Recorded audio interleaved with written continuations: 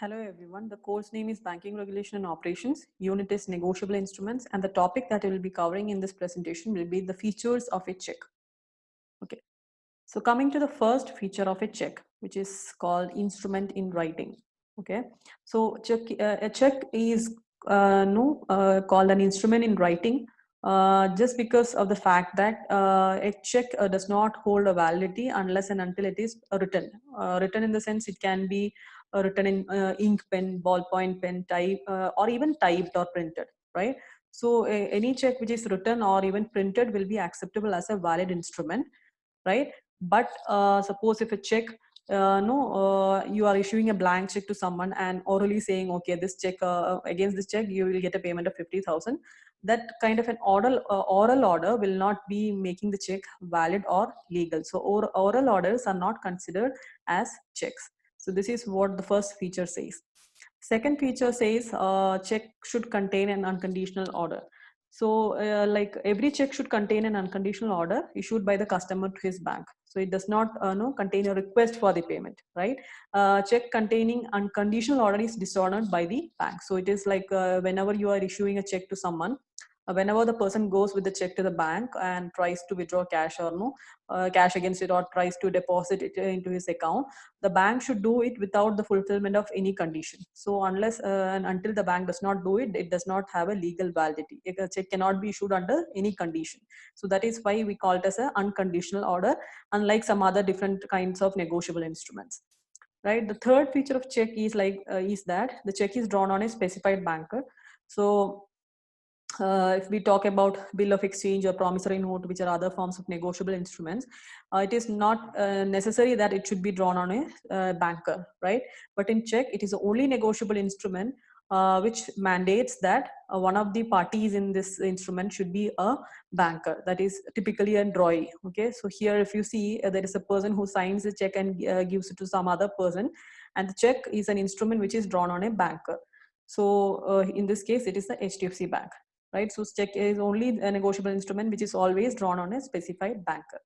Coming to the next feature, check must be signed by the customer. This is very important simply because of the fact that without the customer signature, the check does not hold any legal validity. Okay, so if you are approaching a bank without the signature of the check, sorry, signature of the customer, then the check does not hold any validity.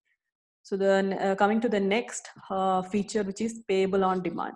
So a check, whenever presented for payment, must be paid on demand. If check is made payable no after the expiry of certain period of time, it will not be a check.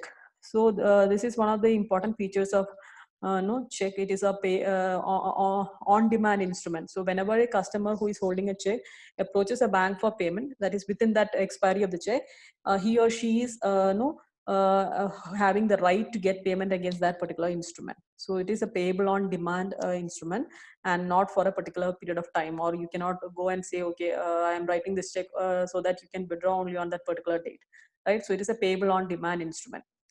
Coming to the next feature, which is certain sum of money. Yes, so whenever a check is being presented, it should mention the amount which no the check will entitle the payee to get, right? And when you are writing the amount, you should be very careful because the words and figures should match with each other, even if it is a minor difference. Like you are here, if you can see, it is 135.38 rupee. Yeah, so in figures, if you have written 135.38, and in words you have written only 135 rupee, the check can be dishonored on that ground. So even if it is a minor paise which is there in the figures, that should also reflect in the words. So words and figures should match whenever you are writing the amount in a check. Coming to the next feature, payable to a certain person or to the bearer.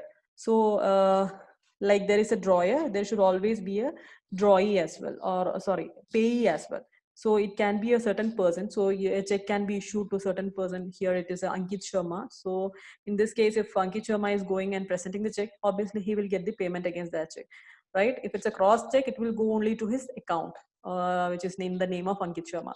But suppose if it's a bearer check where you say pay cash or pay this person pay cash or buy cash or something like that, it becomes a bearer check, or pay bearer if you're writing. right? It becomes a bearer check. So in that case, any person who comes with that instrument is entitled to encash that particular instrument, right? So this is the one of the important features. Next feature is must be duly dated. This is very important. Whenever we say or we talk about the instrument called check, a check should be duly dated and the date should be in DDMM YYYY format. That is date, month, and year, right?